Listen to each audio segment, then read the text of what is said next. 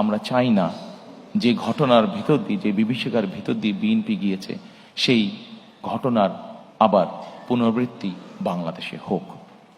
কারণ এই ঘটনার যদি পুনরাবৃত্তি হয় তাহলে কোনোভাবেই শান্তি প্রতিষ্ঠিত করা সম্ভব না।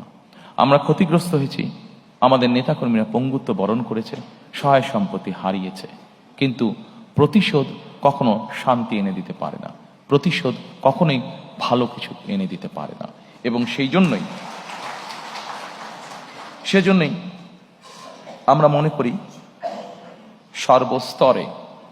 সর্বস্তরে যত দ্রুত সম্ভব দ্রুততার সাথে সর্বস্তরে আইনের শাসন প্রতিষ্ঠিত করাই একমাত্র এই দেশ এবং জাতিকে রক্ষা করতে পারে।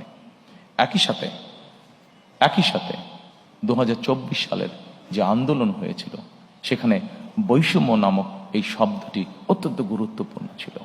আমরা চাই, আমাদের ইচ্ছা, আমাদের লক্ষ্য, আমাদের হাতে দেশ পরিচালনার সুযোগ থাকলে আমাদের সর্বশক্তি দিয়ে আমরা চেষ্টা করব মেরিটোক্রেসির বাংলাদেশ বিনির্মাণ করার জন্য। অর্থাৎ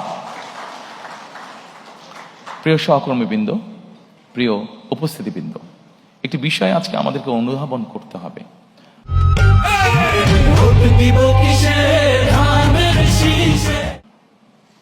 একটি রাজনৈতিক সরকার হিসাবে আমরা যদি সঠিক ব্যক্তিকে সঠিক জায়গায় নিয়োগ দিতে না পারি, একটি রাজনৈতিক দল হিসাবে আমাদের পরিকল্পনা আছে, আমরা এমন কোনো ব্যক্তিকে যদি এমন কোনো জায়গায় নিয়োগ দিই যার যোগ্যতা তার নেই, তাহলে সবচেয়ে আগে ক্ষতিগ্রস্ত হবে আমার সেই রাজনৈতিক সরকার।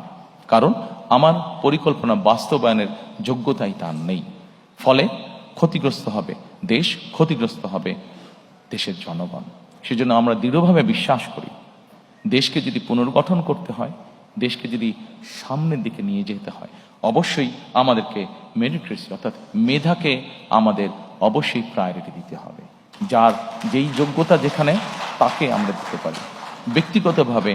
ব্যক্তিগতভাবে আমি বিশ্বাস করি যে আমি যখন একজন মেধাবীকে, সে যেই রাজনৈতিক আদর্শে বিশ্বাস করুক না কেন, আমি যদি একজন মেধাবীকে তার নিজের জায়গায় পৌঁছতে সাহায্য করি, তখন সে কিন্তু একটি বিষয়ে চিন্তা ভাবনা করবে যে আজকে বিএনপি সরকার ছিল বলেই আমি আমার মেধার শক্তিতে এখানে আসতে সক্ষম হয়েছি।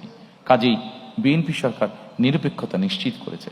কাজেই আমি চেষ্টা করব যে বিএনপি সরকার নিরপেক্ষভাবে যাতে তার কাজ করতে পারে, সেই চেষ্টা আমি করব।